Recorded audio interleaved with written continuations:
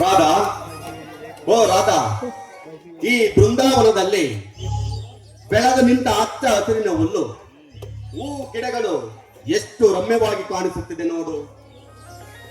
ಇಂಥ ತಂಪಾದ ವಾತಾವರಣದಲ್ಲಿ ಇಂಪಾಗಿ ಆಡುವ ಮನದ ಪ್ರೇಯಸಿ ಹತ್ತಿರವಿರುವಾಗ ಮತ್ತೇನೋ ಬೇಡ ಅನಿಸುತ್ತದೆ ಅಲ್ಲವೇ? ರಮೇಶ, ನೀವೇನೋ ಸಾಹಿತ್ಯದಲ್ಲಿ ಆಸಕ್ತಿ ಉಳ್ಳವರು, ಏನನ್ನು ನೋಡಿದರೂ ಸಹ ಹೋಲಿಸಿ ಹೇಳ್ಬಿಡ್ತೀರಾ. ಇನ್ನೇನು ನಿಮ್ಮ ವಿದ್ಯಾಭ್ಯಾಸವು ಈ ವರ್ಷಕ್ಕೆ ಮುಗೀತು ಅಂದ ಮೇಲೆ ಇನ್ನು ಬೆಂಗಳೂರು ನಿಮಗೆ ಅಪರೂಪ ಆಗುತ್ತದೆ ಅಲ್ವೇನು? ರಾಧಾ, ನನ್ನ ಬಗ್ಗೆ ಅನ್ಯತಾ ಕಲ್ಪಿಸಿಕೊಳ್ಳಬೇಡ. ನನ್ನ ಓದು ಮುಗಿದರೂ ನನ್ನ ಕಾರ್ಯ ಸಾಧನೆ ಇನ್ನೂ ಮುಗಿದಿಲ್ಲ. ಏಕೆ ಇಂದು ಈ ಕೋಮಲ ಮುಖದಲ್ಲೇಕೋ ಒಂದು ತರ ನಿರುತ್ಸಾಹ ಎದ್ದು ಕಾಣುತ್ತಿದೆಯಲ್ಲ? ಏಕೆ ಬೇಜಾರೆ? ನೋಡಿ ರಮೇಶ, ಈ ರೀತಿ ಮೋಡಿ ಮಾತುಗಳನ್ನಾಡಿ ನನ್ನನ್ನು ಸಮರ್ಥಿಸಲು ಬರಬೇಡಿ. ಯಾಕೆಂದರೆ ಇನ್ನೆಷ್ಟು ದಿನ ಅಂತ ಈ ಘೋರ ಶಿಕ್ಷೆ ನೋಡಿದ ಜನ ನಮ್ಮನ್ನ ಏನು ತಿಳ್ಕೊಳ್ಳಲ್ಲ ಅಂತ ಹೇಳಿ. ನನಗದು ಚೆನ್ನಾಗಿ ಗೊತ್ತು ರಾಧಾ. ಆದ್ರೇನು ಮಾಡ್ಲಿ, ನನ್ನ ನಿನ್ನ ಮದುವೆಯಾದ ವಿಷಯ ಒಮ್ಮೆಲೆ ಹೇಳಿದರೆ ಅವರಿಬ್ಬರು ನೊಂದುಕೊಳ್ಳುತ್ತಾರೆ, ನನ್ನ ಬಗ್ಗೆ ವಿಶ್ವಾಸವನ್ನೇ ಕಳೆದುಕೊಳ್ಳುತ್ತಾರೆ. ಯಾಕೆಂದರೆ ನನ್ನಣ್ಣನ ಹೃದಯ ಹೂವಿನಂತದ್ದು. ಹೂವಿನಂತ ಹೃದಯದ ಮೇಲೆ ಕಲ್ಲಿನಂತ ಮಾತು ಬಿದ್ದರೆ ಸಹಿಸಿಕೊಳ್ಳುವ ಶಕ್ತಿ ಆ ನನ್ನಣ್ಣನಿಗಿಲ್ಲ. ಅಂದರೆ ಈ ಶಹರದಲ್ಲಿ ನನ್ನೊಬ್ಬಳನ್ನ ಬಿಟ್ಟು ನೀವೊಬ್ಬರೇ ಊರಿಗೆ ಹೋಗ್ಬೇಕು ಅಂತ ಅನ್ಕೊಂಡಿದ್ದೀರಾ? ನೋಡಿ ರಮೇಶ, ನಿಮ್ಮ ಅಣ್ಣ ಒಳ್ಳೆಯವರು ಅಂತ ನೀವೇ ಹೇಳ್ತಿದ್ದೀರಲ್ಲ, ಒಡ ಹುಟ್ಟಿದ ತಮ್ಮ ತಪ್ಪು ಮಾಡಿದ್ರೆ ಈ ಸಣ್ಣ ತಪ್ಪನ್ನ ಅವ್ರಿಗೆ ಕ್ಷಮಿಸೋದಿಲ್ವಾ? ಅದೆಲ್ಲ ಹಾಗಿಲ್ಲ, ನಾವಿಬ್ಬರು ಕೂಡಿ ಊರಿಗೆ ಹೋಗೋಣ, ಆಮೇಲೆ ಅಲ್ಲೇನಾಗುತ್ತೋ ಮುಂದೆ ನೋಡ್ಕೊಳ್ಳೋಣ. ಬಿಡಿ ರಮೇಶ. ನೋಡು ರಾಧಾ, ನಾವಿಬ್ಬರು ಯೌವನಾವಸ್ಥೆಗೆ ದುಡುಕಿ ಬಿಟ್ಟಿದ್ದೇವೆ. ಹಾಗಾಗಿ ರಿಜಿಸ್ಟರ್ ಮದುವೆ ಮಾಡಿಕೊಂಡಿದ್ದೇವೆ ಅಂದ ಮೇಲೆ ನಿನಗೇಕೆ ಭಯ? ರಮೇಶ, ನೀನು ನನ್ನ ಜೊತೆಯಲ್ಲಿರೋ ತನಕ ನನಗೆ ಯಾವುದೇ ಭಯವಿಲ್ಲ. ಹಾಗಾಗಿ ಈ ವರ್ಷದ ಕ್ರೀಡಾಕೂಟದಲ್ಲಿ ಭಾಗವಹಿಸಿ ನೀನೇನೋ ಬಂಗಾರದ ಪದಕವನ್ನ ಗೆದ್ಕೊಂಡ್ಬಿಟ್ಟಿದ್ಯಾ. ಇನ್ನು ಊರಿಗೆ ಹೋದ ಮೇಲೆ ಇನ್ನು ಏನೇನು ಗೆಲ್ತೀಯೋ ಏನು ಅಂತ. ಹಾಗೆ ರಮೇಶ, ನಮ್ಮಿಬ್ಬರ ಮುಂದಿನ ಜೀವನದ ಬಗ್ಗೆ ನಿಮ್ಮ ಅಭಿಪ್ರಾಯವೇನು? ರಾಧಾ, ಮನುಷ್ಯ ಬದುಕು ಕಂಡು ಬಾಳಲು ಸಾಧ್ಯವೇ ಇಲ್ಲ. ಯಾಕಂದ್ರೆ ಮಾನವ ಬಯಸಿದ್ದೆಲ್ಲ ಬೇಕು ಎಂದರೆ ಸಿಗುತ್ತದೆ ಏನು? ನೌಕರಿಗಾಗಿ ಪ್ರಯತ್ನ ಮಾಡೋಣ, ಸಿಕ್ಕರೆ ನಮ್ಮ ಪುಣ್ಯ, ಸಿಗದಿದ್ದರೆ ನಮ್ಮಣ್ಣ ಮಾಡಿದ ಭೂಮಿ ಇದ್ದೇ ಇದೆ, ಅದೇ ಸ್ವರ್ಗ ಸುಖವೆಂದು ಬಾಳಿ ಬದುಕೋಣ. ಆಯ್ತೆ? ನೋಡಿ ರಮೇಶ, ಬೆವರು ಸುರಿಸಿ ದುಡಿಯುವ ರೈತನಿಗೆ ಈ ಕಾಲದಲ್ಲಿ ಇಡೀ ಹಿಟ್ಟು ಸಿಗೋದಿಲ್ಲ. ಆದ ಮೇಲೆ ಇದೆಲ್ಲ ಗೊತ್ತಿದ್ರೂ ಸಹ ಮತ್ತೆ ಭೂಮಿಯ ಮೇಲೆ ಆಸೆ ಇಟ್ಟು ಮಾತನಾಡ್ತಿದ್ದೀರಲ್ಲ. ರಾಧಾ, ರೈತ ಹಿಂದೆಲ್ಲ ನೋಡ ಸಿಡಿದರೆ ಸರ್ಕಾರ ಕೆಳಗೆ ಬರುವುದರಲ್ಲಿ ಸಂದೇಹವಿಲ್ಲ. ರಾಧಾ, ರೈತ ವರ್ಷಾನುಗಟ್ಟಲೆ ಬೆಳೆದ ದವಸ ಧಾನ್ಯಗಳಿಗೆ ಸರಿಯಾದ ಬೆಲೆ ಸಿಗುತ್ತಿಲ್ಲ. ಮಾರ್ಕೆಟಿನಲ್ಲಿ ನೋಡಿದರೆ ಮಾಲಿನ ಬೆಲೆ ದಿನ ದಿನಕ್ಕೂ ಗಗನಕ್ಕೇರುತ್ತಿದೆ. ಒಟ್ಟಿನಲ್ಲಿ ಬಡವರು ಬದುಕುವುದೇ ಕಷ್ಟವಾಗಿದೆ ಈ ನಾಡಿನಲ್ಲಿ.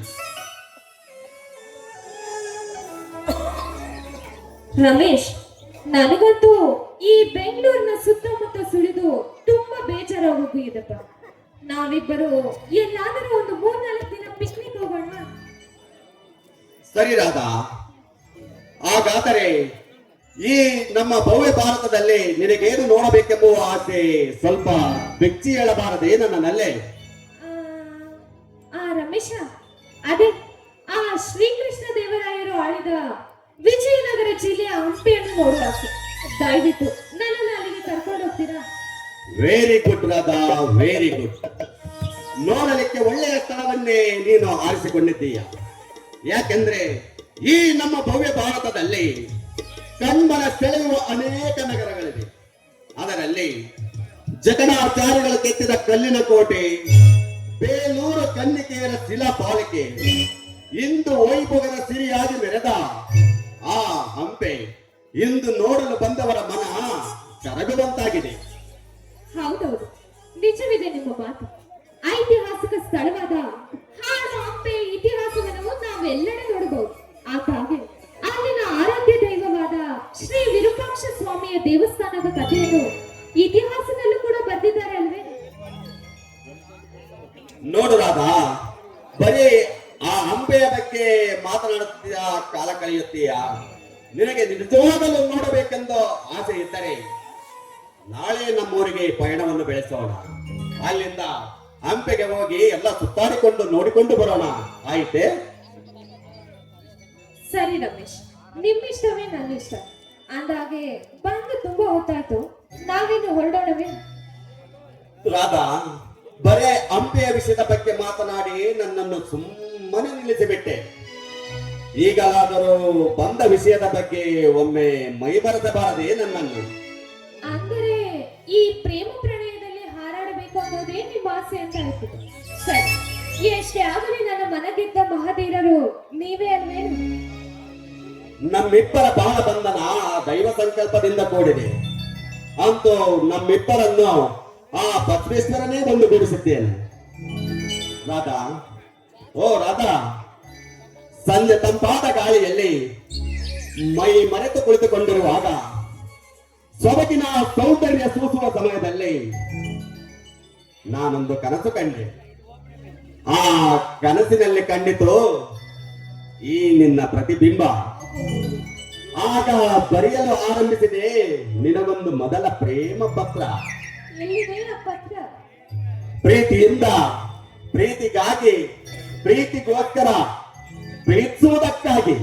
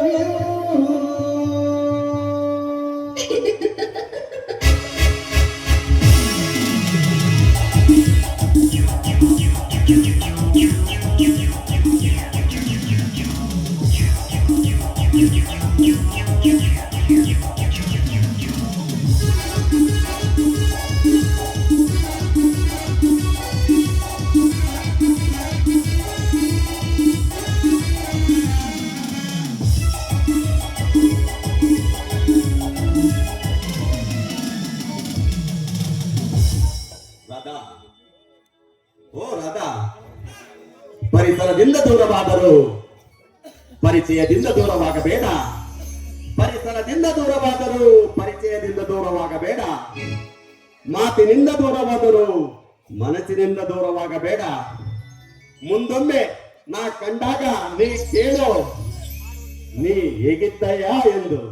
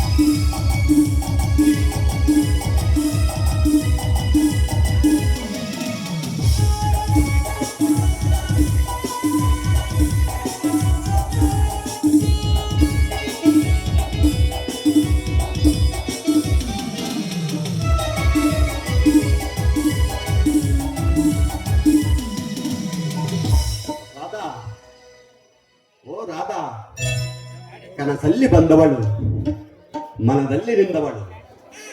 ಕನಸಲ್ಲಿ ಬಂದವಳು, ಮನದಲ್ಲಿ ನಿಂತವಳು.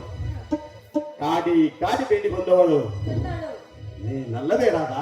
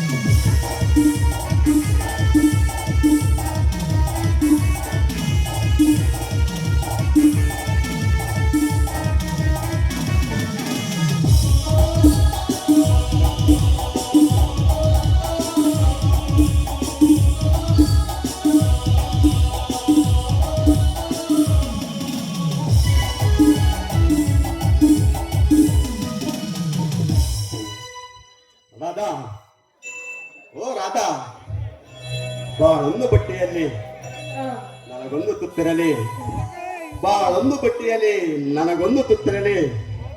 ಆ ತುತ್ತು ತಿನ್ನುವಾಗ ಈ ಪ್ರಿಯಕರನ ಹೆಸರಿನಲ್ಲಿ ರಮೇಶ್ ಅಂತ.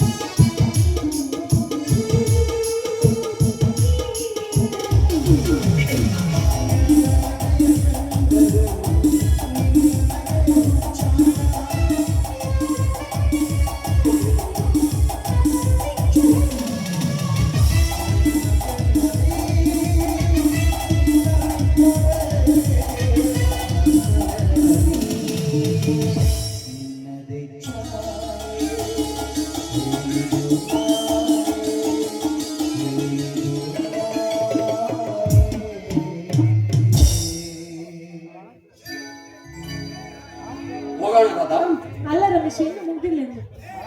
ಇನ್ನೂ ಒಂದಿಷ್ಟಿದ್ರೆ ಹೇಳ್ರಿ, ಇನ್ನೂ ಒಂದಿಷ್ಟಿದ್ರೆ ಹೇಳ್ರಿ. ಹೇಳ್ಬಿಡು. ನೆಕ್ಸ್ಟ್ ಇನ್ನೊಂದು ಸ್ವಲ್ಪ ಇರ್ತಕ್ಕಲ್ಲ. ಖಾಲಿ ಆಗುತ್ತಲ್ಲ ಅಷ್ಟೇ.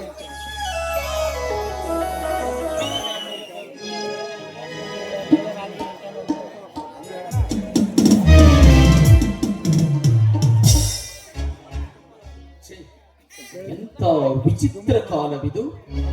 ಮನೆಯಲ್ಲಿ ಹಿರಿಯರು ಕಿರಿಯರು ಎಂಬ ಭಾವನೆಯನ್ನೇ ಕಡೆಗಾಣಿಸಿಬಿಟ್ಟ ಆ ಶಿವಣ್ಣನ ತಮ್ಮ ರಮೇಶ. ಅವನು ಓದಿ ವಿದ್ಯಾವಂತನಾಗಿ ಮನೆಗೆ ಮರ್ಯಾದೆ ತರುವ ತಿಲಕವಾಗುತ್ತಾನೆಂದು ನಾನು ಭಾವಿಸಿದ್ದೆ. ಆದರೆ ಪಟ್ಟಣದಲ್ಲಿ ಪ್ರೇಮವೆಂಬ ಬಲಿಯಲ್ಲಿ ಬಿದ್ದು ಮಡದಿಯ ಸಂಗಡ ಮನೆಗೆ ಆಗಮಿಸಿಬಿಟ್ಟಿದ್ದೇನೆ.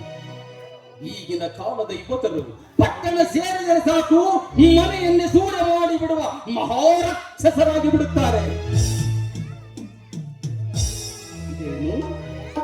ಇಂಥ ಮಹತ್ವದ ದೃಶ್ಯವನ್ನೇ ನಾ ಕಾಣುತ್ತಿರುವೆನಲ್ಲ. ಎಷ್ಟೊಂದು ಆನಂದದಿಂದ ಅಲ್ಲಾಡುತ್ತಾ ಬರ್ತಿದ್ದಾರೆ ಆ ಪ್ರೇಮಿಗಳು. ನನ್ನ ಜೀವನದಲ್ಲಿ ಅಂತಹ ಸಮಯ ಕೇವಲ ಕನಸು ಕಾಣಬೇಕು ಅಷ್ಟೇ.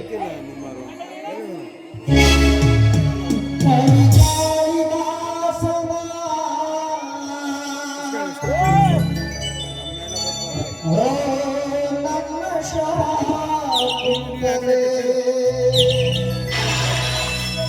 ಓ ನಮ್ಮ ಶಾಕುಂತಲೆ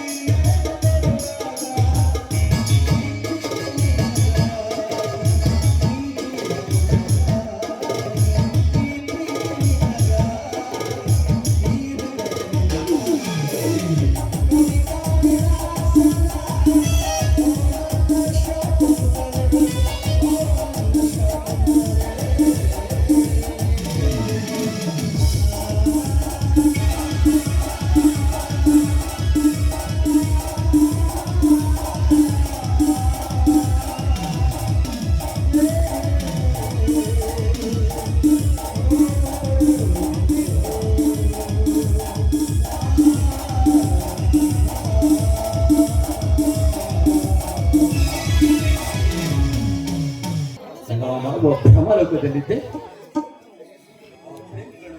ಇತ್ತ ಕಡೆ ಬರುತ್ತಿದ್ದ.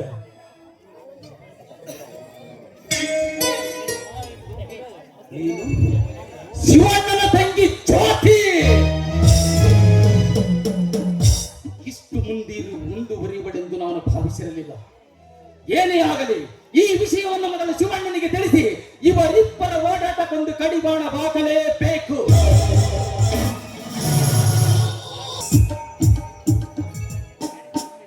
ಬಾ ಜ್ಯೋತಿ. ಯಾಕೆ ಬಹಳ ಅಂಜಿಕೆ ಬರ್ತಿದೆಯಲ್ಲ? ಈ ಕಾನೂನದ ಗಿಳಿ ಕೋಗಿಲೆ ಅಕ್ಕಿಣಿಗಳ ಸಂತಸದ ತಮ್ಮಗಳ ಕಂಡು ಮನಕ್ಕೆ ಆನಂದವೇ ಹುಟ್ಟಿ ಅಂತಿಲ್ವೇ? ಅದು ನಾನು ಇಷ್ಟು ದಿನ ಇಷ್ಟು ಹೊತ್ತಲ್ಲಿ ಎಂದೂ ಕೂಡ ಬಂದಿಲ್ಲ. ಒಂದ್ ವೇಳೆ ಅಣ್ಣರನ್ನಾದ್ರೂ ನೋಡಿದ್ರೆ ಹೇಗೆ ಅಂತ. ಜ್ಯೋತಿ, ಈ ಸ್ವಲ್ಪ ಕೂಡ ಅನ್ಸಬೇಡ. ನಾನು ನಿನ್ನ ಮೇಲೆ ಮನಸ್ಸು ಮಾಡಿದ್ರೆ ಮುಗೀತು. ಅರಣ್ಯ ಬಂದು ಈ ಸಂಬಂಧ ಬೇಡ ಅಂದ್ರೂ ಕೂಡ ನಾನು ಮಾತಾಡ್ತೀನಿ. ವಿಜಯ್, ಅಂದ ಹಾಗೆ ನಮ್ಮ ಅಣ್ಣಂದಿರಿಗೂ ಮತ್ತೆ ನಿಮ್ಮ ತಂದೆಯವ್ರಿಗೂ ಹಿಂದಿನಿಂದಲೂ ಕೂಡ ಆಸ್ತಿ ಎನ್ನುವ ವೈಮನಸ್ಸಂತೂ ಇದ್ದೇ ಇದೆ. ಒಂದು ವೇಳೆ ನಮ್ಮಿಬ್ಬರ ಸಂಬಂಧಕ್ಕೆ ನಿಮ್ಮ ತಂದೆಯವರು ಒಪ್ಪದೆ ಹೋದ್ರೆ? ನೋಡಿ ಜ್ಯೋತಿ, ಈ ವಿಷಯದ ಬಗ್ಗೆ ನಾನು ನಮ್ಮ ತಂದೆಯವ್ರ ಹತ್ರ ಬಹಳ ತಲೆಕೊಡಿಸ್ಕೊಳ್ಳಾರೆ. ಏಕೆಂದ್ರೆ ದಿನನಿತ್ಯ ನಮ್ಮ ಮನೆಯಲ್ಲಿ ನಮ್ಮ ತಂದೆಯವರಿಗೂ ನನಗೂ ಆಗಾಗ ಫ್ಯಾಕ್ಟರಿಯ ವಿಷಯದಲ್ಲಿ ಗದ್ದಲ ಆಗ್ತಾನೇ ಇರ್ತದೆ. ಅವ್ರ ವಿಷಯ ಕೇಳಿದ್ರೆ ಸ್ವಲ್ಪ ಕೋಪಿಸ್ಕೊಳ್ಬೋದು ಅಷ್ಟೇ. ಅವ್ರೇನಂದ್ರೇನೆ ಮದುವೆ ಆಗುವ ಗಂಡು ನಾನೇ ಧೈರ್ಯದಿಂದಿರಬೇಕಾದ್ರೆ ನಿನಗೇಕೆ ಭಯ? ಅಯ್ಯೋ ದೇವ್ರೆ, ಹಾಗಾದ್ರೆ ನಮ್ಮ ಅಣ್ಣನ ಹತ್ರ ನಾನು ಹೇಗೆ ಒಪ್ಪಿಗೆ ಪಡೀಲಿ? ನೋಡಿ, ಈ ವಿಚಾರವನ್ನ ಯಾವುದೇ ಕಾರಣಕ್ಕೂ ನಮ್ಮ ಅಣ್ಣನ ಮುಂದೆ ನಿಂತು ಮಾತಾಡುವಂತ ಶಕ್ತಿ ಧೈರ್ಯ ಖಂಡಿತವಾಗ್ಲೂ ನನಗಿಲ್ಲ. ಒಂದ್ ಕೆಲಸ ಮಾಡಿ, ನೀವೇ ನಮ್ಮ ಮನೆಗೆ ಬಂದು ನಮ್ಮ ಅಣ್ಣನ ಹತ್ರ ಮಾತಾಡಿ ಪ್ಲೀಸ್. ಓಕೆ, ನಾನೇ ಬಿಡು ಮಾಡ್ಕೊಂಡ್ ಬಂದು ಜ್ಯೋತಿ ನಿಮ್ಮ ಅಣ್ಣ ಶಿವಣ್ಣ ಹತ್ರ ನಿನ್ನ ಪ್ರೀತಿಯ ವಿಚಾರವನ್ನ ತಿಳಿಸಿ ಹಾಗೆ ಧಾರಾಳವಾಗಿ ಮದುವೆಗೆ ಒಪ್ಪಿಗೆಯನ್ನು ಪಡಿತೀನಿ. ನೀನ್ ಮಾತ್ರ ಅಂಜಬೇಡ ಜ್ಯೋತಿ. ಹೋಗ್ಲಿ ಬಿಡು, ಹೋಗ್ಬಿಟ್ಟು ಬಹಳ ದೂರ ಬಂದಿದ್ದೀನಿ. ಏನಾದ್ರು ಪ್ರೇಮದ ಅಲ್ಲೇ ಇರಿ. ನೋಡಿ, ಯಾರಾದ್ರೂ ಈ ದೃಶ್ಯವನ್ನ ನೋಡಿದ್ರೆ ಹೇಗೆ? ನೋಡಿ ಬಿಡಿ, ಪ್ರೇಮಿಗಳ ಪ್ರಣಯ ದಾಟ ಬಲು ಚೆಂದ ಅಂತಾರ. ಅವ್ರವ್ರ ಕೆಲ್ಸಕ್ಕೆ ಅವ್ರು ಹೋಗ್ತಾರೆ. ಬಾನಲ್ಲಿ ಹಾರಾಡೋ ಅಕ್ಕಿಗಳ ಹಾಗೆ ನಾವೇಕೆ ಜೋಡಿ ಕೂಡಿ ಹಾಡಬಾರ್ದು?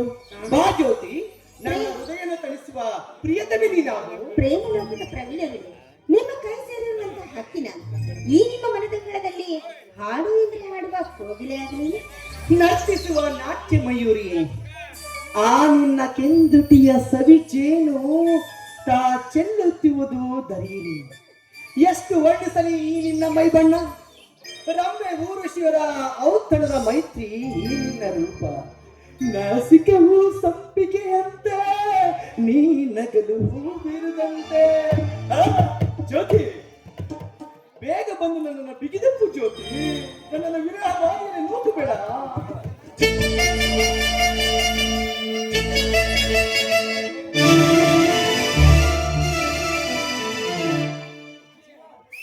ಅದಾಗೆ ನೋಡಿ, ಈ ನಿಮ್ಮ ಮಾತುಗಳೇನು ಸರಿ, ಆದ್ರೆ ಈ ಸಾಹಿತ್ಯ ಸಮ್ಮೇಳನ ಅನ್ನೋದು ಮಾನವನ್ನ ಆಕರ್ಷಿಸುವಂತ ಒಂದು ಸೂತ್ರವಲ್ವೇನು?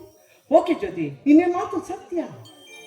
ನಮ್ಮ ದೇಶದ ರಾಷ್ಟ್ರಗೀತೆಯನ್ನು ಬರೆದ ರವೀಂದ್ರನಾಥ್ ಠಾಗೂರ್ ಅವರು ಇಂದು ಸತ್ತು ಚಿರ ಶಾಂತಿ ಸೇರಿದ್ರು ಕೂಡ ಅವರು ಬರೆದಿಟ್ಟ ರಾಷ್ಟ್ರಗೀತೆ ನಮ್ಮ ದೇಶದ ನಾಂದಿಯಾಗಿಯೇ ಸಾಗಿದೆ. ಜ್ಯೋತಿ, ಐ ಲವ್ ಯು. ನೋಡಿ ಐ ಲವ್ ಯು. ನೋಡಿ,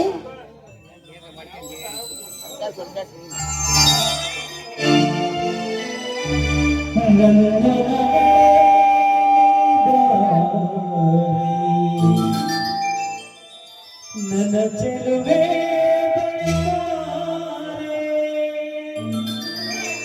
ಬಳಿ ಬಂದು ಸಿಹಿ ಮುತ್ತು ನೀಡು, ಸಿಹಿ ಮುತ್ತಿನ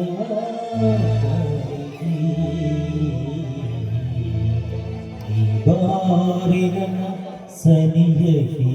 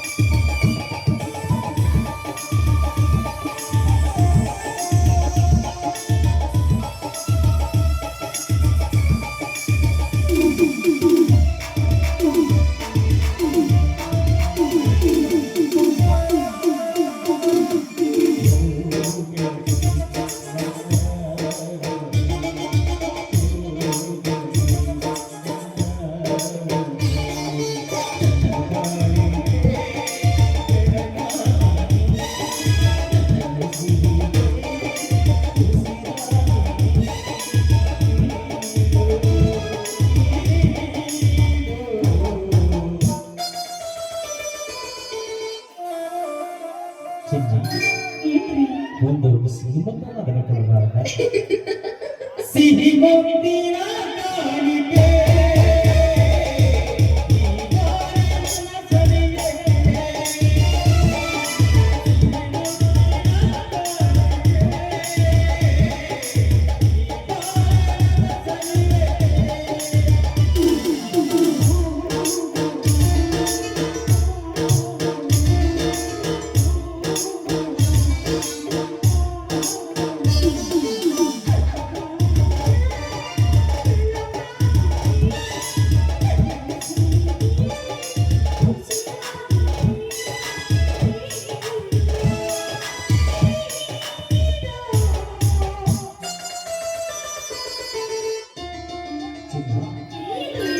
ಒಂದು ಸಿಹಿಮುತ್ತನಾದ ಕೊಡಬಾರದ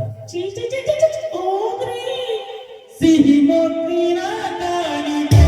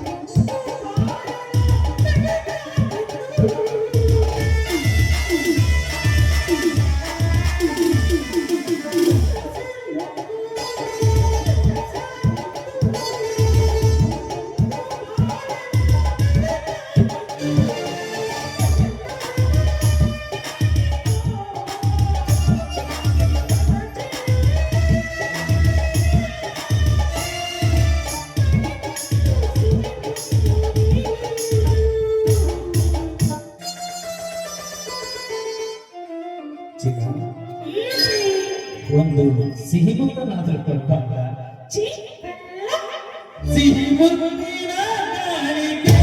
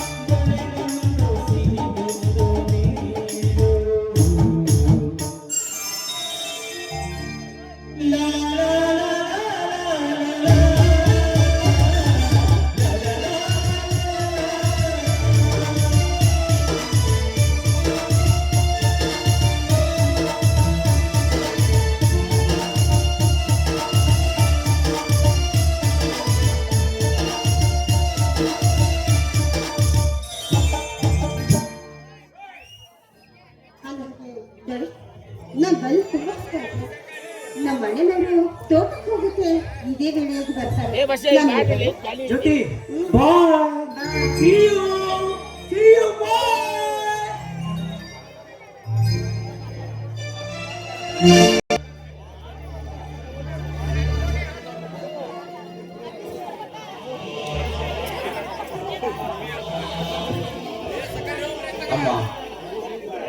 ಅಮ್ಮ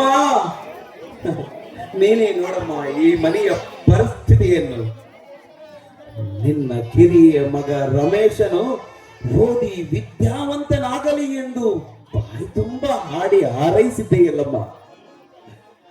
ಅವನು ಅದಕ್ಕೆ ತಕ್ಕ ಮಗನಾಗದೆ ಮದುವೆಯಾಗಿ ಮಡದಿಯನ್ನೇ ಮನೆಗೆ ಕರೆದುಕೊಂಡು ಬಂದಿದ್ದಾನೆ. ಆಶೀರ್ವದಿಸ್ತಾಯಿ ಅವನಿಗೆ ಒಳ್ಳೇದಾಗ್ಲಿ ಅಂತ.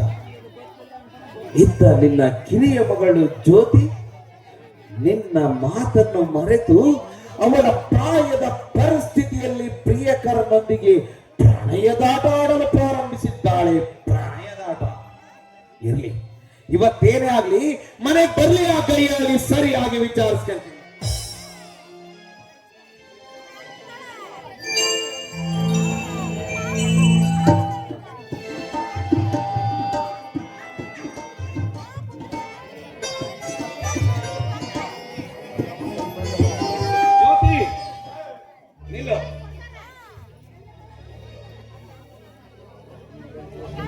ಅಣ್ಣ ಕರೀತೀರಣ್ಣ? ಏನಾದ್ರೂ ಕೆಲ್ಸ ಇತ್ತೇನು? ಹಾ ಇತ್ತಮ್ಮ, ಮಹತ್ತರವಾದ ಕೆಲಸನೇ ಇತ್ತು. ನನ್ನ ತಂಗಿ ವಿದ್ಯಾವಂತೆ, ಬುದ್ಧಿವಂತೆ, ಗುಣವಂತೆ, ಶೀಲವಂತೆ ಅಂತ ನಂಬಿದ್ದೆ ನೋಡು. ಅದಕ್ಕೆ ತಕ್ಕ ಉಪಕಾರವನ್ನೇ ಮಾಡಿಬಿಟ್ಟಿದ್ದಾಯಿ ನೀನು. ಇದೇನಣ್ಣ ಇದು? ನನ್ನ ಮೇಲೆ ವಿಶ್ವಾಸವಿಲ್ಲದೆ ಅವಿಶ್ವಾಸದಿಂದ ಮಾತನಾಡುತ್ತಿದೆಯಲ್ಲ. ನನ್ನಿಂದ ಅರ್ಥ ತಪ್ಪಾಯ್ತಣ್ಣ. ತಪ್ಪು ತಪ್ಪು ಮಾಡಿರುವುದು ನೀನಲ್ಲಮ್ಮ ಜ್ಯೋತಿ, ನಾನು. ನೀನು ವಯಸ್ಸಿಗೆ ಬಂದಿದ್ದನ್ನು ಗಮನಿಸದೇ ಇದ್ದೇನಲ್ಲ, ಅದಕ್ಕನುಗುಣವಾಗಿ ತಿರುಗು ಬಾಣವನ್ನೇ ಬಿಡಲು ಆರಂಭಿಸಿರುವೆ, ಅಷ್ಟೇ ಅಲ್ಲವೇ ಜ್ಯೋತಿ? ನಿನ್ನ ಕುಟಿಲ ನಾಟಕವನ್ನು ನನ್ನ ಮುಂದೆ ನಟಿಸಬೇಡ. ನಾನು ಕೇಳುವ ಪ್ರಶ್ನೆಗೆ ಸರಿಯಾಗಿ ಉತ್ತರ ಹೇಳು. ಅವನ ಪ್ರಶ್ನೆ ಏನಂತ ಕೇಳು. ಕದ್ದು ಮುಚ್ಚಿ ಆಡುವ ನಿಮ್ಮ ಪ್ರೇಮದಾಟ ಎಷ್ಟು ದಿನಗಳಿಂದ ಪ್ರಾರಂಭವಾಗಿದೆ? ನಿಜಗಳೇ ಲಜ್ಜೆ ಕೆಟ್ಟವಳೆ. ನೀನ್ ಈ ರೀತಿ ಪ್ರಶ್ನೆಯನ್ನು ಕೇಳಿದ್ರೆ ನಾನೇನು ಉತ್ತರಿಸ್ಲೇ ಇಲ್ಲ. ನಿನ್ನ ದೃಷ್ಟಿಯಲ್ಲಿ ನಾನು ಲಜ್ಜೆ ಕೆಟ್ಟವಳೇನಣ್ಣ?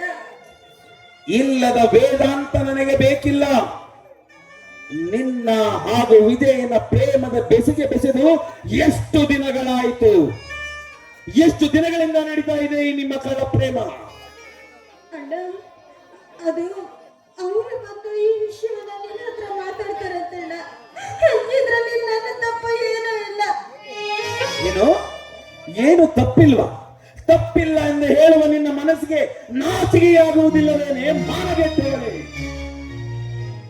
ಎಷ್ಟು ದಿನಗಳಿಂದ ವಂಚು ಹಾಕಿದ್ದೆ ಈ ನನ್ನ ಮನೆತನದ ಮರ್ಯಾದೆಯನ್ನು ತೆಗೆಯಲೆಂದು.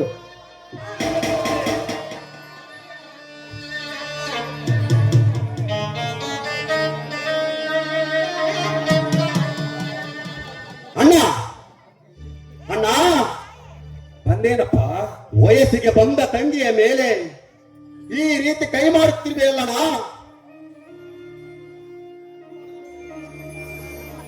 ನನ್ನ ತಂಗಿ ಜ್ಯೋತಿ ಅಂತ ತಪ್ಪು ಏನು ಮಾಡಿದ್ದಾಳಣ್ಣ? ಹೇಳು. ಹಾ, ಏನು ತಪ್ಪು ಮಾಡಿದ್ದಾಳೆ? ನೀನು ಮಾಡಿರುವ ಗನಾಂಧಾರಿ ಕೆಲಸವನ್ನೇ ನಿನ್ನ ತಂಗಿಯೂ ಮಾಡಿದ್ದಾಳೆ.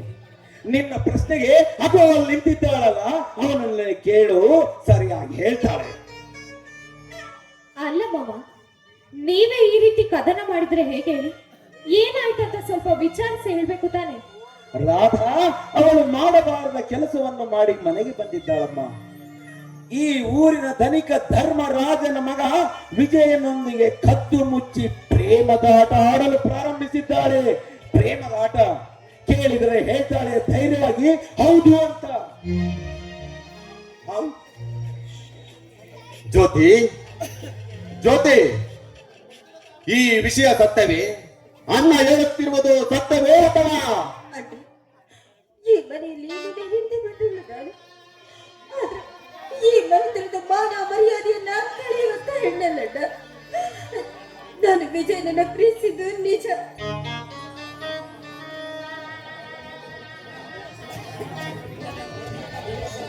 ನೋಡಮ್ಮ ಜ್ಯೋತಿ, ಹೆಣ್ಣು ತಾಳ್ಮೆಯ ತವರಾಗಿರ್ಬೇಕು. ತನ್ನ ಮನಸ್ಸನ್ನು ತನ್ನ ಹತೋಟಿಯಲ್ಲಿ ಇಟ್ಕೊಂಡಿರ್ಬೇಕು. ಕಂಡಲ್ಲಿ ಮನಸ್ಸನ್ನ ಹರಿಬಿಡ್ಬಾರ್ದಮ್ಮ. ಅದು ಮುಂದೆ ನಮಗೆ ತೊಂದರೆ ಆಗುತ್ತೆ. ನೋಡು, ಇನ್ನೊಂದು ಸಲ ಈ ರೀತಿ ಮಾಡಬಾರ್ದು, ಆಯ್ತಾ? ಈಗ ಸತ್ಯ ಏನ್ ಮಾಡುವುದು? ಈ ವಿಷಯ ಊರ ಜನಕ್ಕೆಲ್ಲ ಗೊತ್ತಾದರೆ ನಮ್ಮ ಮರ್ಯಾದೆ ಗತಿ ಏನು? ಅಣ್ಣ ಅಣ್ಣ, ಇದಕ್ಕೂ ಮುಂಚೆ ನಾವು ಇದಕ್ಕೆ ತಕ್ಕ ಪ್ರಯತ್ನ ಮಾಡಲೇಬೇಕಣ್ಣ, ಮಾಡಲೇಬೇಕು. ಮತ್ತಿನ್ನೇನ್ ಮಾಡೋದು? ಆ ವಿಜಯನನ್ನ ಕರೆಸಿ ಇದರ ಬಗ್ಗೆ ವಿಚಾರಿಸಿ ಜ್ಯೋತಿಗೆ ಮತ್ತೆ ವಿಜಯ್ಗೆ ಮದುವೆ ಮಾಡಿಬಿಡೋಣ ಅಷ್ಟೇ. ರಾಧಾ ರಾಧಾ, ಇದು ಅಷ್ಟು ಸುಲಭವಾಗಿ ನಡೆಯುವಂತ ಕಾರ್ಯ ಅಲ್ಲಮ್ಮ. ಆ ಧರ್ಮರಾಜನಿಗೂ ನಮಗೂ ಮೊದಲಿನಿಂದಲೂ ಆಸ್ತಿಯ ವಿಚಾರವಾಗಿ ಹತ್ತಿದ ವೈಷಮ್ಯದ ವೈರತ್ವ ಇನ್ನೂ ಮುಗಿದಿಲ್ಲ. ಅಂತದ್ರಲ್ಲಿ ಇವಳ ವಿಚಾರವಾಗಿ ನಾನು ಅವ್ರ ಮನೆ ವಸ್ತು ತೊಳಿಬೇಕಾ? ಅಲ್ಲ ಮಾವ, ಇಂಥ ಪ್ರಸಂಗದಲ್ಲಿ ಮನೆಗೆ ಹೋಗ್ಲಿಲ್ಲ ಅಂತಂದ್ರೆ ಮುಂದೆ ನಮ್ಮ ಜೀವನಕ್ಕೆ ಗತ್ಯಂತರವೇ ಇರುವುದಲ್ಲ ಮಾವ. ಹೌದಣ್ಣ, ಜ್ಯೋತಿಯ ಮದುವೆಯ ವಿಷಯದ ಬಗ್ಗೆ ಮಾತನಾಡಲು ನಾವೇ ಆ ಧರ್ಮರಾಜನ ಮನೆಗೆ ಹೋಗಬೇಕು.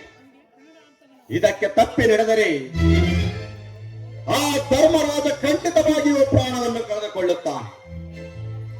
ಅಕಸ್ಮಾತ್ ಅಣ್ಣ, ಈ ವಿಷಯದ ಬಗ್ಗೆ ನಾವೇ ಆ ಧರ್ಮರಾಜನ ಮನೆಗೆ ಹೋಗಿ ಈ ಮದುವೆಯ ವಿಷಯದ ಬಗ್ಗೆ ಮಾತನಾಡಿಕೊಂಡು ಬರೋಣ ಅಣ್ಣ, ಮಾತನಾಡಿಕೊಂಡು ಬರೋಣ. ರಮೇಶ, ನೋಡಿದೆಯಾ ವಿಧಿಯ ವಿಪರ್ಯಾಸ ಹೇಗಿದೆ ಎಂದು? ಇಷ್ಟು ವೈರತ್ವವಿದ್ದರೂ ಇವಳಿಗೋಸ್ಕರ, ಇವಳ ಪ್ರೀತಿಗೋಸ್ಕರ ನಾವು ಇವತ್ತು ಧರ್ಮರಾಜನ ಅಂಗಳ ತುಳಿಯುವಂತಾಯಿತು. ನೋಡು, ಮಾಡುವುದೆಲ್ಲ ಮಾಡಿ ಹೇಗೆ ನಿಂತಿದ್ದಾಳೆ ಮಳ್ಳಿ ಹಾಗೆ ಈ ಮಹಾಮಾರಿ. ಹೋಗ್ಲಿ ಬಿಡಣ್ಣ, ಮೊದಲೇ ಅವಳು ನೊಂದುಕೊಂಡು ಬಿಟ್ಟಿದ್ದಾಳೆ. ತಿಳಿಯದೆ ಮಾಡಿದ ತಪ್ಪಿಗೆ ಆ ನಿಸರ್ಗವೇ ಉತ್ತರ ಕೊಡುತ್ತಿದೆ. ಅಣ್ಣ ಅಣ್ಣ, ಜ್ಯೋತಿಗೆ ಕೆಲವು ವಿಷಯಗಳು ಹೇಳುವುದಿದೆ. ರಮೇಶ, ಹೇಗೋ ನಾವು ಹೆಣ್ಣಿನ ಕಡೆಯವರು, ಸ್ವಲ್ಪ ತಗ್ಗಿ ಬಗ್ಗಿ ಮಾತನಾಡ್ಬೇಕು. ಸುಮ್ನೆ ನೀವು ಕೆಡಕು ಮಾಡ್ಕೊಂಡ್ ಬರ್ಬೇಕು. ಹೋದ ಕೆಲಸ ಹಣ್ಣಾಗುವಂತೆ ಮಾಡ್ಕೊಂಡ್ ಬನ್ನಿ. ತಿಳಿದ ರಮೇಶ? ನೋಡಮ್ಮ, ಹೋಗುವುದಂತೂ ಹೋಗ್ತೀವಿ. ಹೋದ್ಮೇಲೆ ಹಣ್ಣೋ ಕಾಯೋ ಪರಿಸ್ಥಿತಿಗೆ ತಕ್ಕಂತೆ ನಡ್ಕೊಂಡು ಬರ್ತೀವಿ. ಬಾರ ರಮೇಶ, ಹೋಗ್ಬರೋಣ ಧರ್ಮರಾಜನ ಮನೆಗೆ. ಅಣ್ಣ, ಜ್ಯೋತಿಗೆ ಕೆಲವು ವಿಷಯಗಳನ್ನು ನಾನೇ ಹೇಳುವುದಿದೆ. ನೀನು ಬಹಳಷ್ಟು ಸಿಟ್ಟು ಮಾಡಿಕೊಂಡಿದ್ದೀಯ. ಖಂಡಿತ ನೀವಿಬ್ಬರು ದಯಮಾಡಿ ಹೋಗಿರಣ್ಣ. ಹೋಗ್ತೀವಿ ಬಿಡಪ್ಪ. ಆದಷ್ಟು ಬೇಗನೆ ಬಾ. ಜ್ಯೋತಿ, ಅಮ್ಮ ಜ್ಯೋತಿ, ಬಡತನ ಎಂಬುದು ಬದುಕನ್ನು ಕಲಿಸುತ್ತದೆ. ಬಡತನ ಕಲಿಸುವ ಪಾಠ ಯಾವ ದೇವಸ್ಥಾನಗಳಲ್ಲಾಗಲಿ, ಯಾವ ಶಾಲೆಗಾಗಲಿ, ಮಠ ಮಂದಿರದಲ್ಲಿ ಕಲಿಸುವುದಿಲ್ಲ. ಈ ಬಡತನ ಹೆಣ್ಣು ಹೇಗಿರಬೇಕೆಂದರೆ, ನಮ್ಮ ಹೊಲದಲ್ಲಿ ಹಾಕುವ ಸುತ್ತಲೂ ತಂತಿ ಬೇಲಿಯಲ್ಲಿ ನಾವು ಯಾವ ರೀತಿ ಬಟ್ಟೆಯನ್ನು ಒಣಗಿ ಹಾಕಿರುತ್ತೇವೆಯೋ, ಆ ಬಟ್ಟೆ ನೋವಾಗದಂತೆ, ಅದನ್ನು ಅರಿಯದಂತೆ ಕಾಪಾಡಿಕೊಂಡು ಬರಬೇಕಮ್ಮ, ಕಾಪಾಡಿಕೊಂಡು ಬರಬೇಕು. ಇದೇ ಈ ಹೆಣ್ಣಿನ ಜೀವನ ಕಣಮ್ಮ, ಇದೇ ಈ ಹೆಣ್ಣಿನ ಜೀವನ.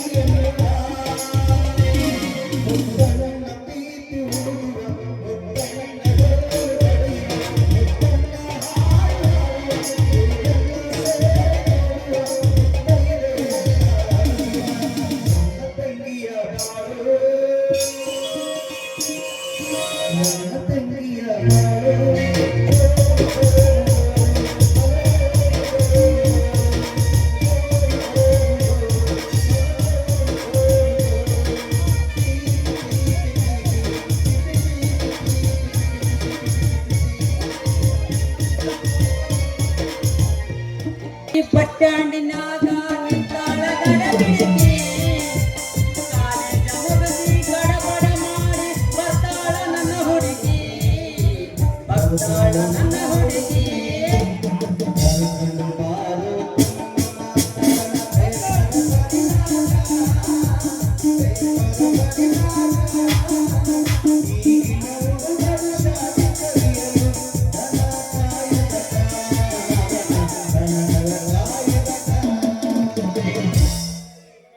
ಅಲ್ರಿ, ನಾನು ಈ ಊರಿಗೆ ಬಂದು 10 ವರ್ಷ ಆತು.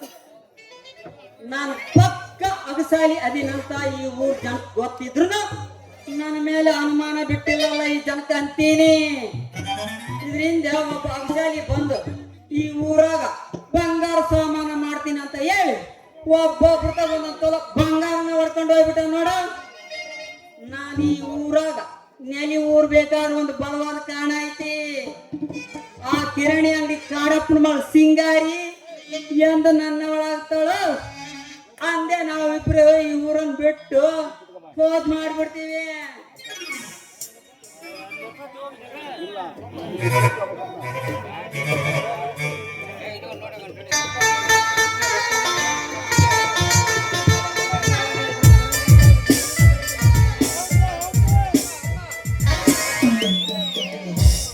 ಹೂವಿನ ಬಾಳದಂತೆ ಯಾರಿಗೂ ಕಾಣದಂತೆ ಹಾಡಿದ ಸಾಲಿನಲ್ಲಿ ಮೂಡುವ ಪ್ರಾಣದಂತೆ ಚೇತನವಾದ ನೀನು ಬಂದ ನೀನು ನೀ ಬಂದ ಮೇಲೆ ಬಾಕಿ ಮಾತೇನು.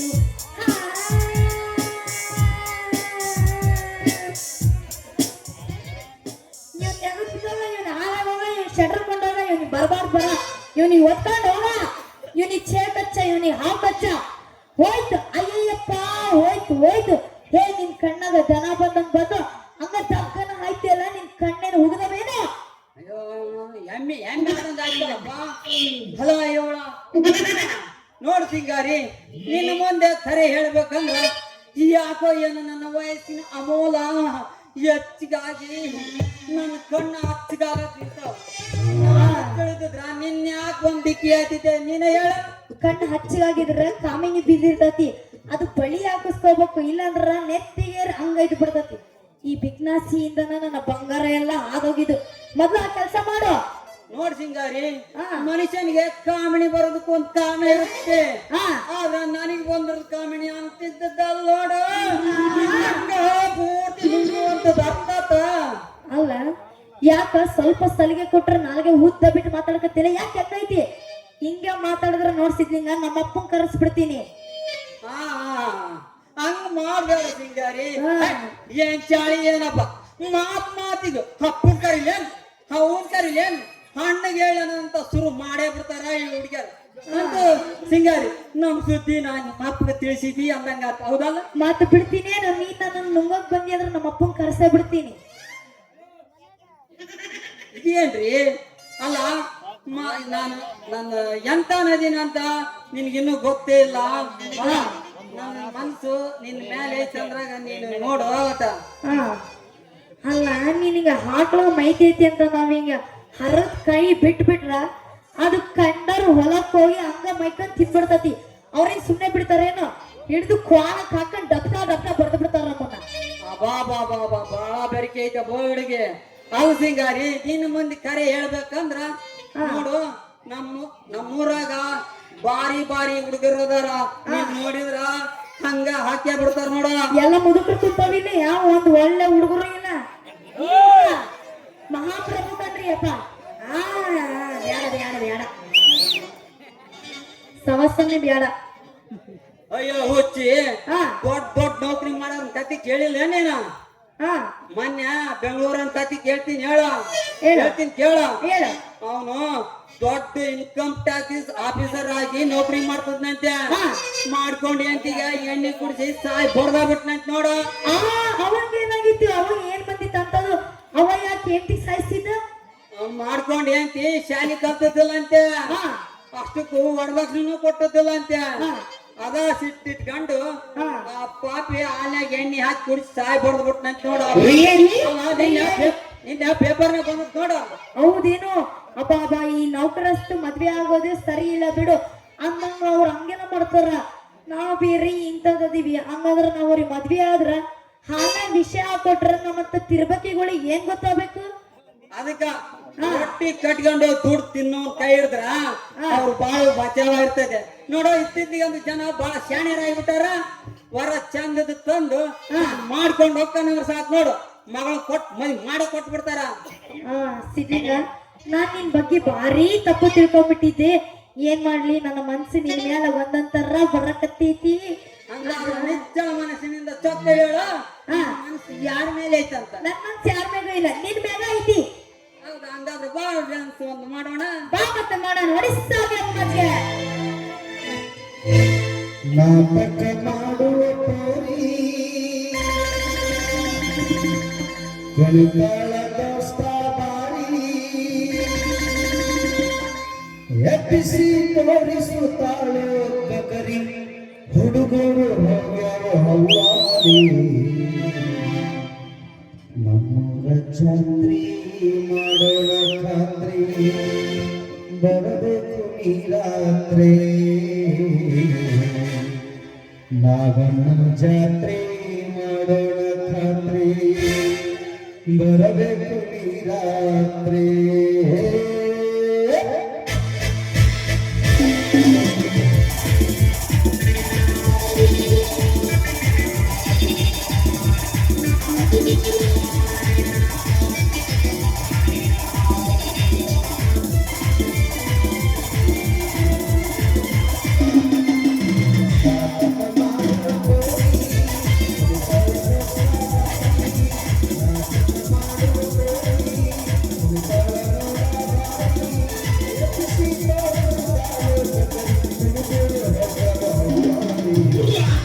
ಜಾತ್ರೆ ಮಾಡೋಣ ಬರಬೇಕು ಈ ರಾತ್ರಿ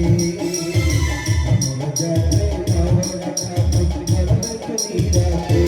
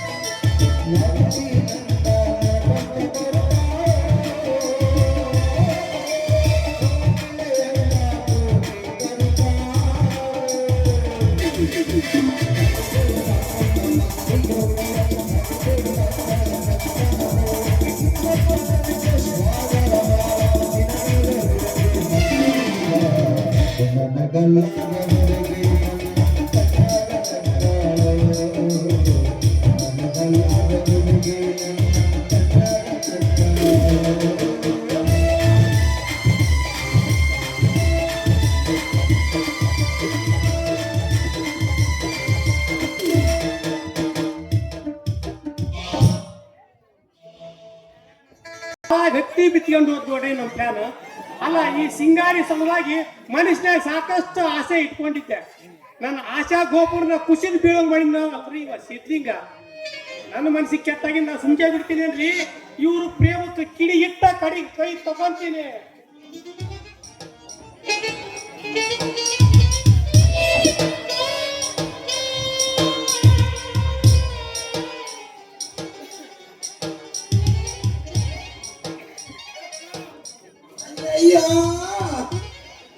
ಯಾವ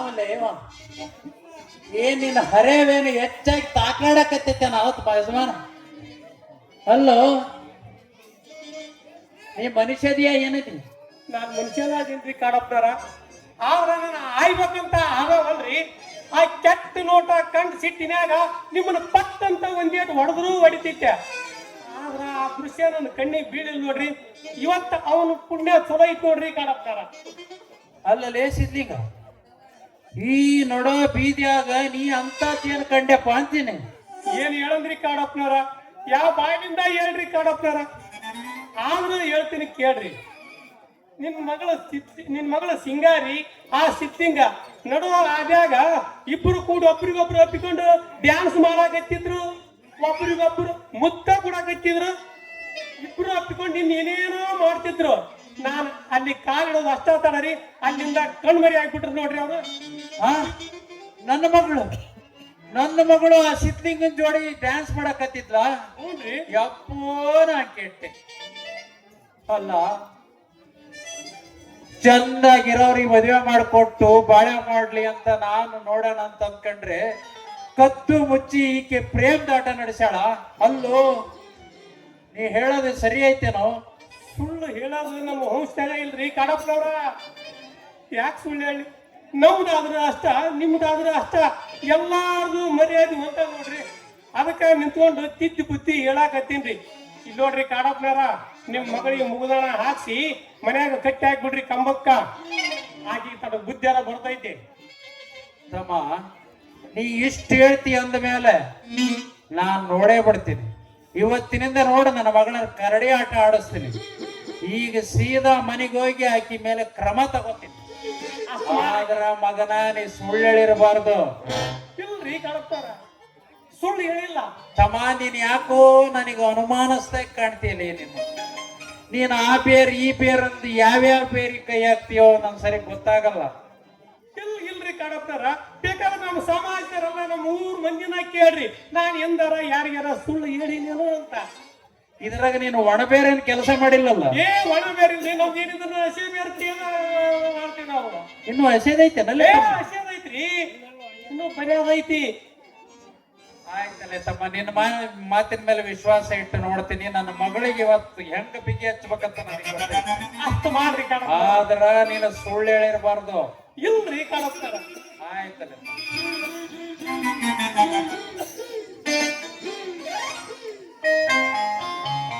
ಅಂತೂ ಸಿದ್ಧಿಂಗನಿಗೂ ಆ ಸಿಂಗಾರಿಗೂ ಪ್ರೇಮಕ್ಕೆ ಬೆಂಕಿ ಹಚ್ಚಿದಂಗ ಆದ್ರೆ ನಾವು ಏನಾಗಲ್ರಿ, ನಮ್ದು ಆಯುರ್ವೇದಿಕ್ ತಲಿ. ನಮ್ಮ ಆಯುರ್ವೇದಿಕ್ ದೃಷ್ಟಿಯಿಂದ ವೈಜ್ಞಾನಿಕವಾಗಿ ತಿಳಿದು ನೋಡಿದ್ನಪ್ಪ ಅಂದ್ರ ಆ ಹುಡುಗಿ ನನ್ನ ಪಕ್ಕಕ್ಕೆ ಬರಕಬೇಕು, ನಾನು ಆ ಹುಡುಗಿ ನನ್ನ ಇಟ್ಕೊಳ್ಳೇಬೇಕು. ಕಾಡಿಬೇಡಿ ಕಾಡಿಬೇಡಿ ಕಾಡಿಬೇಡಿ, ಪ್ರೀತಿ ಮಾಡಿ ಗೆಳತಿ ನಾನಿನ್ನ. ಕಾಡಿಬೇಡಿ ಪ್ರೀತಿ ಮಾಡಿ ಗೆಳತಿ ನಾನಿನ್ನ. ಮರದಿಲ್ಲ ಗೆಳತಿ ಸಾಯೋತನ ಈ ನನ್ನ ಜೀವನ. ನಾನಿನ್ನ ಸಾಗರ ಭಾವನ, ನನ್ನ ಮುತ್ತಿನ ಸೊಸೆ ನೀನ. ನಾನಿನ್ನ ಸ್ವಾಗರ ಭಾವನ, ನನ್ನ ಮುತ್ತಿನ ಸೊಸೆ ನೀನ.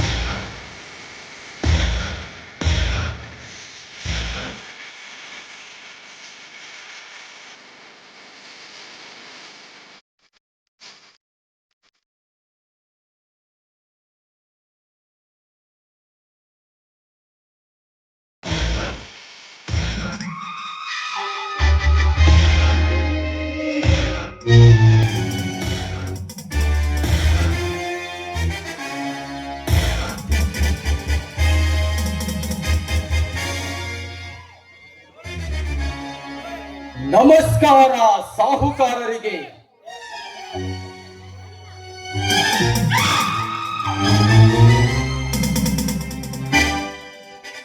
ಓಹೋ, ಕಾಳಿಂಗ ಇದ್ದಕ್ಕಿದ್ದ ಹಾಗೆ ನಮ್ಮ ಮನೆ ಬರ್ಲಿಕ್ಕೆ ಕಾರಣ? ವಿನಾಕಾರಣ ಮತ್ತೊಬ್ಬರ ಮನೆಯಲ್ಲಿ ಕಾಲಿಡುವುದು ಈ ಕಾಳಿಂಗನ ರೂಢಿಯಲ್ಲಿಯೇ ಇಲ್ಲ ಧನಿಕರೇ. ನಿಮ್ಮಲ್ಲಿ ಬಲವಾದ ಕಾರಣವಿದ್ದ ಪ್ರಯುಕ್ತ ನಿಮ್ಮ ಮನೆಗೆ ಪ್ರವೇಶ ಮಾಡಬೇಕಾಯಿತು. ಅರ್ಥವಾಯಿತೆ? ವ್ಯರ್ಥ ಮಾತನಾಡಬೇಡ ಕಾಳಿಂಗ. ಬಂದ ಸಮಾಚಾರ ಏನು ಅಂತ ಮೊದಲು ಬಿಚ್ಚಿ ಹೇಳು. ಏನೂ ಅರಿಯದವರಂತೆ ಮಾತನಾಡುವ ನಿಮ್ಮ ನಾಟಕೀಯತೆ ನನಗೆ ಚೆನ್ನಾಗಿ ಗೊತ್ತು ಧನಿಕರೇ. ನಾನು ಬಂದ ಕಾರಣವಿಷ್ಟೇ. 20 ವರ್ಷಗಳ ಕಾಲ ನಮ್ಮ ಭೂಮಿ ನಿಮ್ಮ ಕೈವಶದಲ್ಲಿತ್ತು.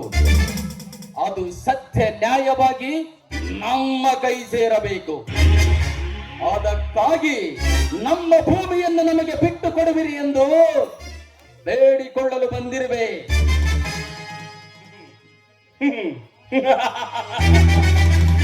ಭಲೆ ಕಾಳಿಂಗ ಭಲೆ.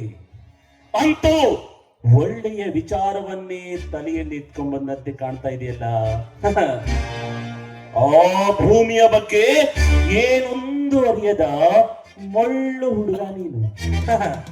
ಆದ್ರೆ ಆ ಭೂಮಿ ಈಗ ನಿನ್ನ ಕೈ ಸೇರುವ ಸ್ಥಿತಿಯಲ್ಲಿ ಇಲ್ಲ. ಅರ್ಥವಾಯ್ತೆ? ಯಾಕೆ ನಮ್ಮ ಭೂಮಿ ನಮ್ಮ ಕೈ ಸೇರುವುದಿಲ್ಲವೇ ಧನಿಕರೇ? ಒಳ್ಳೆಯ ಮಾತಿನಿಂದ ನಮ್ಮ ಭೂಮಿಯನ್ನು ನಮಗೆ ಬಿಟ್ಟು ಕೊಟ್ಟರೆ ನೆಟ್ಟಗೆ ಬದುಕುತ್ತೀರೇ,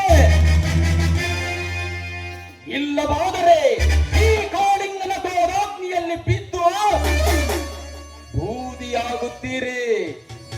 ಸುಮ್ಮನೆ ನಮ್ಮ ಭೂಮಿಯನ್ನು ನಮಗೆ ಬಿಟ್ಟು ಕೊಟ್ಟು ಬಿಡೆ. ಏನದೇ ಬಡಪಾಯಿ, ನನ್ನ ಮನೆಗೆ ಬಂದು ನನ್ನ ಎದುರಿಗೆ ನಿಂತ್ಕೊಂಡು ಎಷ್ಟೊಂದು ಒತ್ತಡದಿಂದ ಉತ್ತರ ಕೊಡುವಷ್ಟು ಧೈರ್ಯವಂತ. ನಾಲಿಗೆ ಒತ್ತ ಮಾಡಿದರೆ ಈಗಲೇ ಎಲ್ಲೇ ಹೊತ್ತು ಹೊರಗಾಕ್ಬೇಕಾಗುತ್ತೆ. ಎಚ್ಚರ.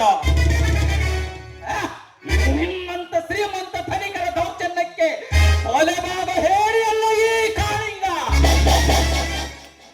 ಧನಿಕನಿಂದ ಮಾತ್ರಕ್ಕೆ ನೀನೇನು ದೊಡ್ಡ ಪಂಡಿತನಲ್ಲ. ನಿನ್ನ ಪಳ್ಳು ಬೆದರಿಕೆಗೆ ಎರಡುವ ಮಳ್ಳು ನಾನಲ್ಲ. ಮೊದಲು ಮನೆಗೆ ಬಂದವರಿಗೆ ಮರ್ಯಾದೆ ಕೊಟ್ಟು ಮಾತನಾಡುವುದನ್ನು ಕಲಿತುಕೊಳ್ಳಿ. ಮರ್ಯಾದೆ?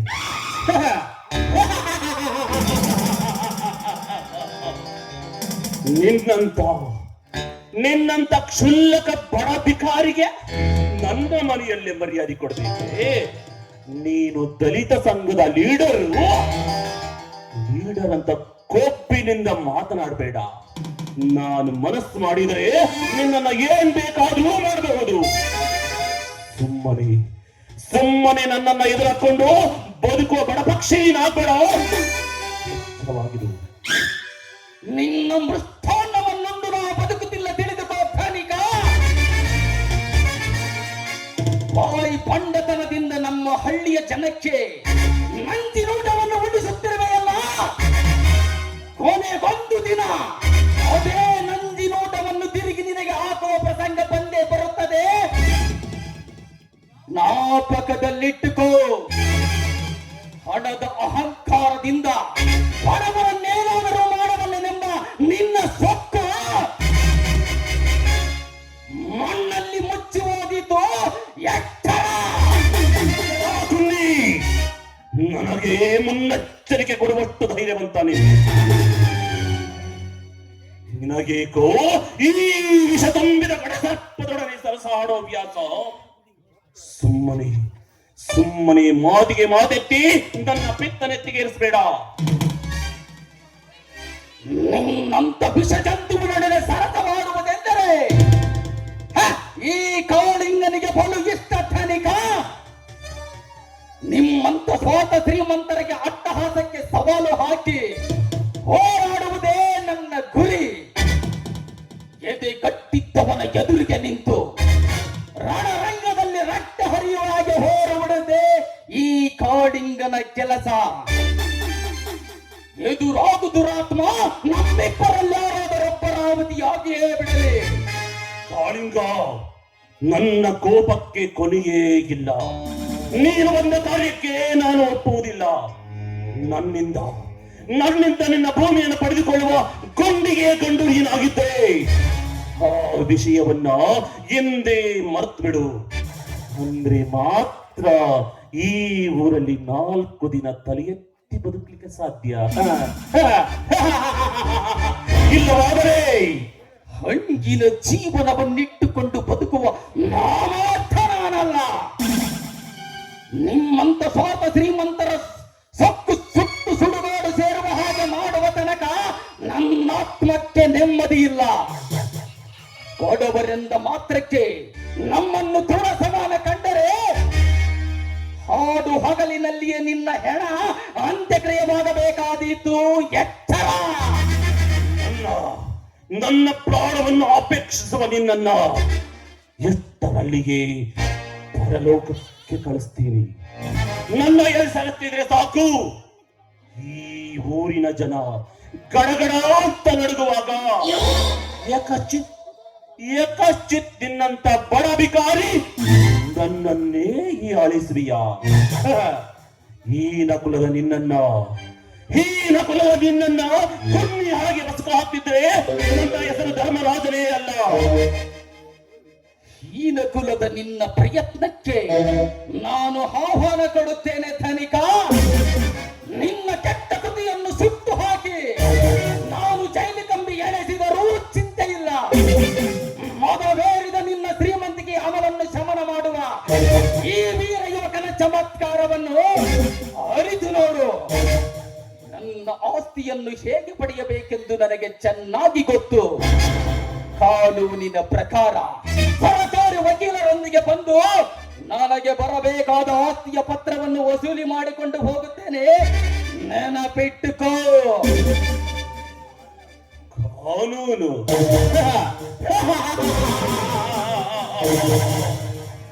ಕಾನೂನು ಕೋರ್ಟು. ನೀನು ಕೋರ್ಟಿಗೆ ಹೋದ್ರೆ ಕೋರ್ಟಿನ ಮೆಟ್ಟಲಲ್ಲೇ ನಿನ್ನ ಕಥೆಯನ್ನ ಮುಗಿಸ್ಬಿಡ್ತೀನಿ. ನನಗೆ ಕಾನೂನಿನ ಪಾಠ, ಕಾನೂನೇ ನನ್ನ ಕೈಯಲ್ಲಿರುವಾಗ ನನಗದರ ಭಯ ಎಳ್ಳಷ್ಟೂ ಇಲ್ಲ. ನಮ್ಮಂತ ಶ್ರೀಮಂತರು ಕಾಂಚಾಣ ಚೆಲ್ಲಿದರೆ ಓ ನಿನ್ನ ಕಾನೂನು ದೇವತೆ ನನ್ನ ಮನೆಯ ಬಾಗಿಲ ಮುಂದೆ ಬಂದು ಧರ್ಮರಾಜ ಅಂತ ಬಾಗಿಲು ಬಡಿತಾಳೆ. ಅಂತದ್ರಲ್ಲಿ ನನಗೆ ಕಾನೂನಿನ ಪಾಠ, ಕಾನೂನಿನ ಭಯ. ಅದಕ್ಕೂ ಮಿಗಿಲಾಗಿ ಅದ್ಯಾವ ದೊಡ್ಡ ವಕೀಲನ್ನೇ ಕರೆದಿರ್ತೀಯೋ ನಾನು ನೋಡ್ಕೊತೇನೆ. ಕಾನೂನನ್ನೇ ಕೈಗೆ ತೆಗೆದುಕೊಂಡು ನ್ಯಾಯ ದೇವತೆಯನ್ನು ಕೀಳಾಗಿ ಕಂಡರೆ ಕೊನೆಗೆ ನಿನ್ನ ಜೀವನದ ಸ್ಥಿತಿ ಯಾವ ಮಟ್ಟಕ್ಕಿಳಿಯುತ್ತದೆ ಎಂದು ಸ್ವಲ್ಪ ಅರಿತು ಅವಲೋಕಿಸು ಪಾಪಾತ್ಮ.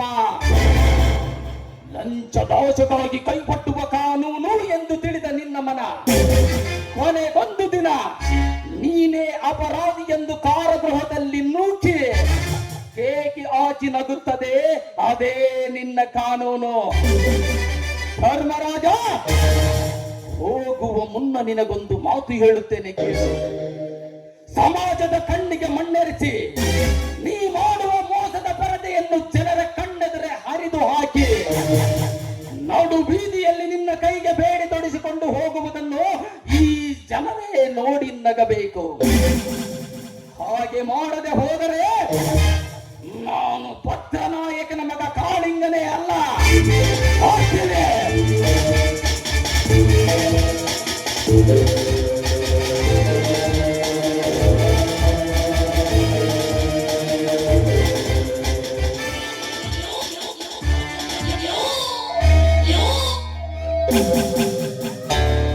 ಹೋಗುದು ಆತ್ಮ ಹೋಗು. ನನ್ನನ್ನ ಎದುರು ಹಾಕೊಂಡು ಈ ಊರಲ್ಲಿ ನೀನು ಬದುಕಿರ್ತೀಯ. ನಿನ್ನನ್ನ ಬದುಕಲು ಬಿಟ್ಟರೆ ನನ್ನ ಪ್ರಾಣಕ್ಕೆ ಆಪತ್ತು. ಎಷ್ಟರಲ್ಲಿಯೇ ನಿನ್ನನ್ನ ಕಾರಾಗೃಹಕ್ಕೆ ತಳ್ಳಿ ನೇಡುಗಂಬಕ್ಕೆ ಏರಿಸುವುದನ್ನ ನೋಡ್ತಾ ಇರು. ಅಲ್ಲಿಯವರೆಗೂ ಈ ಧರ್ಮರಾಜನ ಮರ್ಮ ಏನು ಅಂತ